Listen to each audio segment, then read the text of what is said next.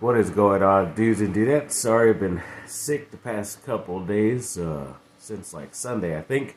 Probably could hear it still in my voice, but luckily I think I'm gonna be able to talk enough, and luckily some big news has happened, not a lot, so this video should not be that long, but if I take breaks or cuts the video, it's most likely because I'm coughing, but yeah, it's like a cough and nasally thing, and dealing with headaches because of how bad the cough is, or whatever, but yeah, stuffy nose like crazy, but overall, looks like it's pretty much going away, so that's the good thing. It didn't have to go to the doctors at least, so that's a positive thing too. So maybe I might sound better like this, never know.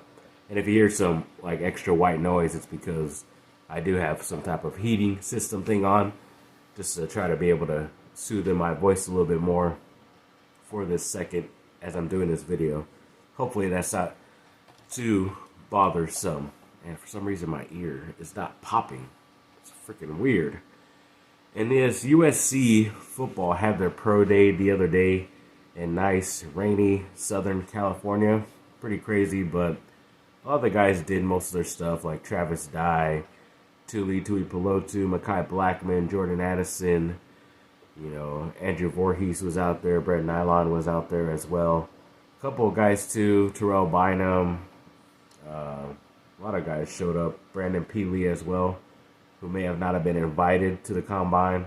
Even a couple of guys from a couple years ago, like Eric Cromenhoek, a tight end, and also the running back Vivai Malapai, who I had a love-hate relationship with, but yeah, even those guys are still trying to fight. I didn't know you could come back and still try to push to get into the NFL or get some type of notice or recognition to go back to your team and do that. It kind of shows where you're at if nobody's willing to look at you or give you a chance, but at least, all 32 teams were represented there the other day, so they definitely got some eyeballs on them, so hopefully good news for all those guys, because they did talk to a lot of teams.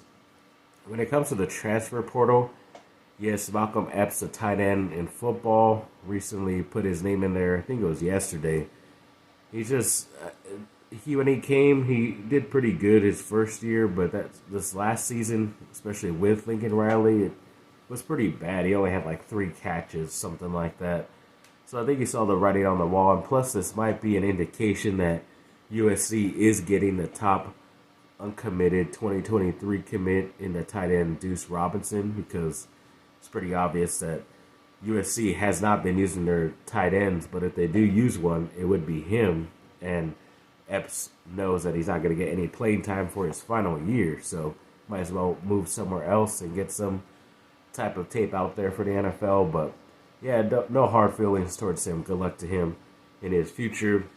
And a couple of basketball players recently entered the transfer portal as well. So one of their better players, Dixon-Waters, who was named the Pac-12 Sixth Man of the Year, put his name in the portal, which is pretty interesting just because I thought he might have elevated himself to a starter next season, but maybe he's just too frustrated with the program, with Coach Enfield as well, so you never know. But then also another sophomore in Malik Thomas, who did get a lot of playing time last year, but for some reason barely saw any time off the bench, and it's kind of more considered like a 3-and-D defensive type of player this year, but even in situations like in a tournament, I'll get to in a little bit, they didn't even use him at all defensively, so I don't know what they're really thinking. So he could be pretty productive somewhere else, being that, elusive guy for you who could do multiple things. There's another word for that. It's blanking me, but Dixon-Waters will also be a really good guy. I don't even know if, if Reese were to transfer to Duke, if he would be a starter, just because of how much talent Duke is getting and will probably keep. Never know. A lot of those guys haven't mentioned anything yet, but yeah, we'll see. And I think even Joshua Morgan, the top center / power forward for USC, said he would be returning at least to Summer Porter. So we'll see if we get some official news about that in the near future. And then, yes, 2 ex-USC players did sign with the ultimately hated Dallas Cowboys, but if it's free money they're going to give to you, especially not taxable, then you got to take it. So the ex-running back Ronald Jones II, who's been a 2-time recently championship winner with the Bucks, and just this last season with the Chiefs. So congrats to him. But yes, he did sign a 1-year deal, and then the next offensive tackle, Chuma Adoga, also signed a 1-year deal as well. Who he's been okay. He hasn't been great. Just been a good bench guy. I'm pretty sure that's why they're keeping him as like a swing type of offensive player. Let me see. And yes, speaking of that loss in the tournament for USC, they did lose to one of the better March teams, as I mentioned the last video, in Michigan State. It was a lot closer. What was it, like 72-62? Yeah, it was kind of back and forth, especially I think in the last video when I was recording it, it was right as halftime came and they were tied up. And yeah, the USC had a chance towards the end, but the last like 3 to 4 minutes, they didn't really make any shots until Kobe Johnson hit like 2 threes to actually make it within that 10-point score. And Michigan State was missing a lot of their shots. So if they had just, made a couple of those shots, I know they kept shooting the ball. They should have went inside to try to get foul calls or layups or dunks or whatever. But for some reason, they just kept trying to shoot the ball, and then when they did go down, it didn't really matter. So, yeah, overall, it's a pretty big upsetting season. It's not that upsetting because Michigan State did go on, and I think they defeated the number 2 team, so they're already in the Sweet 16 that starts today, I believe, if I'm not mistaken. So, yeah, they were a pretty talented team overall, and we'll see because they will be a future opponent in the Big Ten Conference, so it was nice to get a little bit of video on them. And when it comes to the Lakers, yes, earlier in the week, or maybe Sunday or whatever it was, they did play against Orlando, and they got that victory 111-105. Austin Reeves, he did score 35 points, which is a career high for him, which is nice. He also had 6 rebounds and 6 assists, which is pretty cool. It's become like the LeBron James, basically. He's pretty much running the show out there, getting a lot of free throw attempts as well. So yeah, this was a pretty big victory just because Orlando's that sneaky team. They have, obviously one of the better rookies out there in Banchero, who was from Duke. But yeah, luckily the Lakers pulled away from this one and got the victory because they definitely needed it. It didn't really help them standing-wise because they did drop all the way back down to 11th, I believe, but they get a couple more Western Conference teams coming up. So I'll speak about the matchup with the Phoenix Suns in a little bit, but yes, that was a pretty big matchup as well. And then the Chargers made a couple more signings. I don't remember if I talked about Morgan Fox or not, but yes, he did sign a 2-year deal.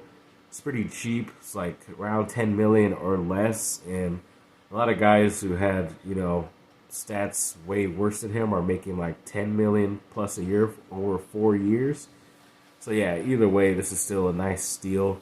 He obviously kind of took the hometown discount because he knew that in this Brandon Staley system is when he's been his most productive. So I'm pretty sure that's why he ended up staying, and you don't have to move either. So that's always a positive as well. They also re-signed one of their tight ends, the backups, and Donald Parham, who, yeah, people say it's like kind of like Pipkins, where it's like, yeah, we're just waiting for his potential to come out and all this stuff and having consistency, but he's a guy who's also been injured as well a lot, and you just never know officially if he's going to be okay. He did have a freak accident one time where he almost caught a touchdown, and then he was like almost paralyzed in the back of the end zone, which is pretty crazy, but he is a pretty tall dude. He's like 6'6" plus, something like that. So I guess they keep him out there for running purposes, but they also like him in the passing game as well. So we'll see. I still think they're going to try to draft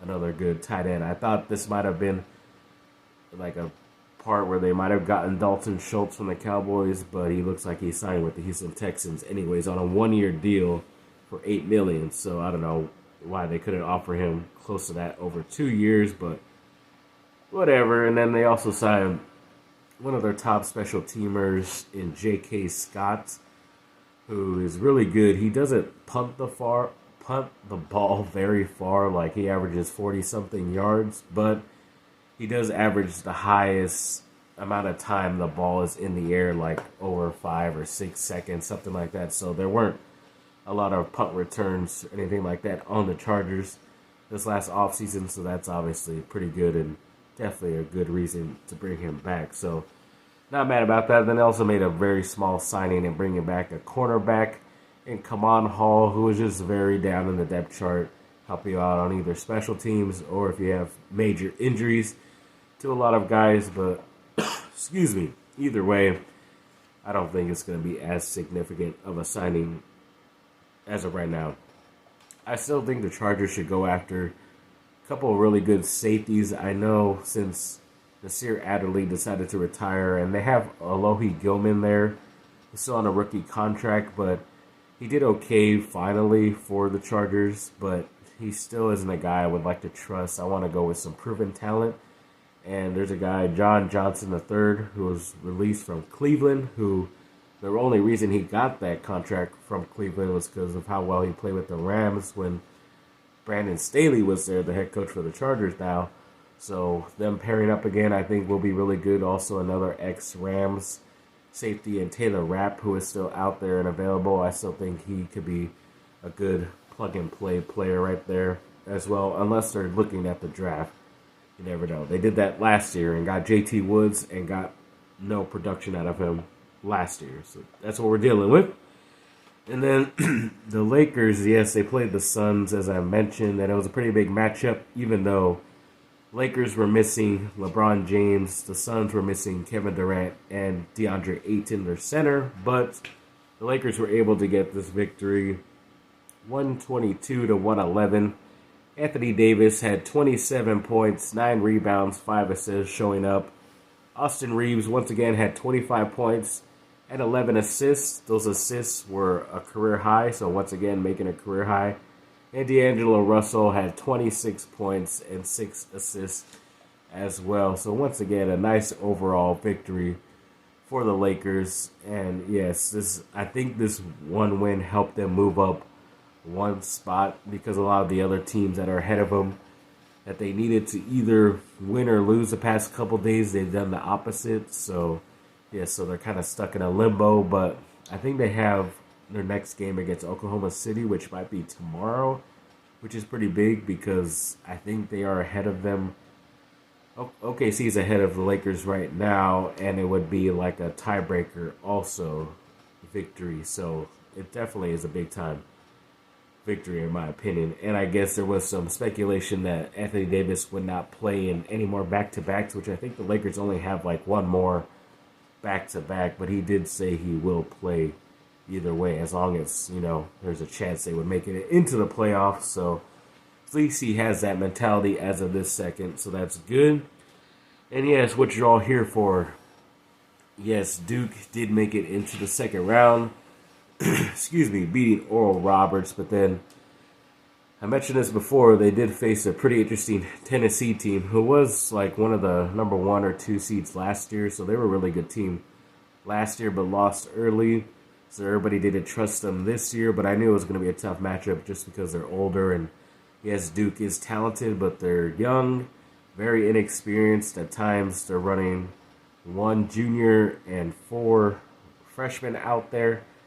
And like I said, when they push all their chips in to win the ACC tournament, it's like at some point their legs were going to go. Even though they're young guys, they still haven't dealt with playing this many games during a season as of yet. So I wasn't that surprised that they did lose. They kind of just ran out of gas towards the end. I think it was like 65-52, something like that.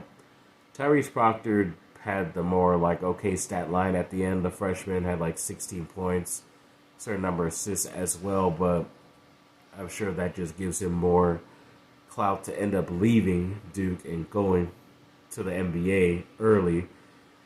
But yeah, either way, I don't know. We'll see what happens with a lot of these guys. I know they're upset, and it's just going to be tough because you have 4 very talented guys coming next season, so I don't know how many of these guys are going to be able to stay on the roster either. So we'll see. If half of them stay, I think it'll be pretty good. but a lot of them outperformed where they were projected anyway, so might see all of them go as well. But either way, still a great season, especially the end of the season for Duke. Definitely very excited. And the one thing I was keeping secret from like even my girlfriend, because I didn't want to tell it to her because she's always like a bad luck for my teams, but Duke was on I think it was a 9-0 win streak right before the tournament.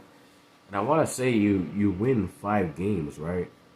First round, second round, Sweet 16, Elite 8, Final 4. I don't know. In my head, I thought if if Duke was still to go undefeated until the championship game, they would be 14-0, which is obviously my favorite number. So I just thought this could have been the year, but of course, when you're trusting freshmen like that, it's just a little bit too much, too tough. And of course, getting sick a couple days later did not help, but either way, still alive and powering through it, and hopefully it'll be behind us as well. We'll get some more information on those guys and see what happens with USC, not only football, but the basketball team as well. See what other moves the Chargers make also, and hopefully the Lakers get a victory tomorrow against OKC because they need it. Thanks for watching, people. Like and subscribe. Comment down below. Let me know what y'all think. Have a great rest of your day. Bye.